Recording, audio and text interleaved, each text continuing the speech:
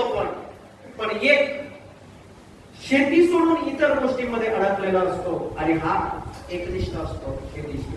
म्हणून ती शेती त्याच्यावर प्रसन्न होते, कृपाच असते.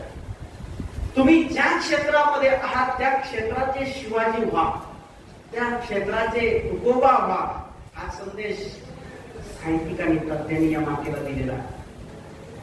40 वर्षाच्या कालावधीमध्ये असं काही स्वराज्य निर्माण केलं ते आज तागायतच नाही, तर चंद्र सूर्य असेपर्यंत स्वराज्य आहे. तो स्वराज्याचा बलवंत आहे, स्वाभिमान आहे. असं आपलं जीवन, दिवस काय रात्र काय, आपलं स्वधर्म काय, स्वधर्म निधर्म श्रेय.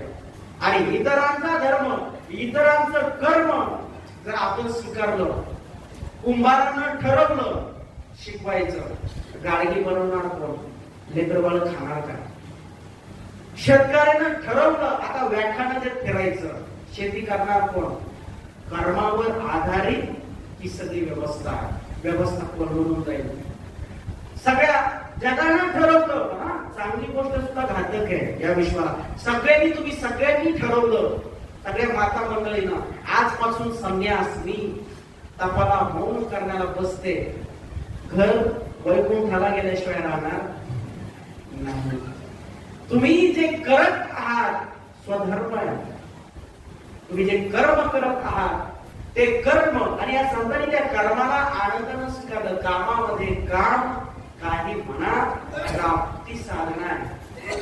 जनाईनं तुमचं सगळ्याच स्वरूप माता जनाई प्रमाण आहे. आणि त्या पांडुरंग परमात्म्याला मंदिरातून जनाईकडे यावं लागलं. हे सामर्थ्य तुमच्या घरात देव घरा आला, भक्ती सन्माने गोजरा. हे जीवन तुमचं आमचं, हे सामर्थ्य तुमचं आमचं देणारं जे आहे ते स्वधर्म, विश्व स्वधर्म सूर्य पाव.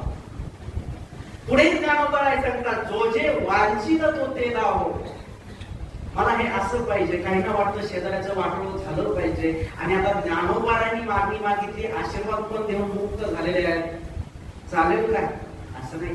बुद्धीतलं जे काही व्यंकटी आहे, बुद्धीतलं तिमिर आहे, जे वाईट विचार आहे सगळे जावं, सत्कर्मी बुद्धी सत्कर्मयुक्त व्हावी, बुद्धी सत्य व्हावी.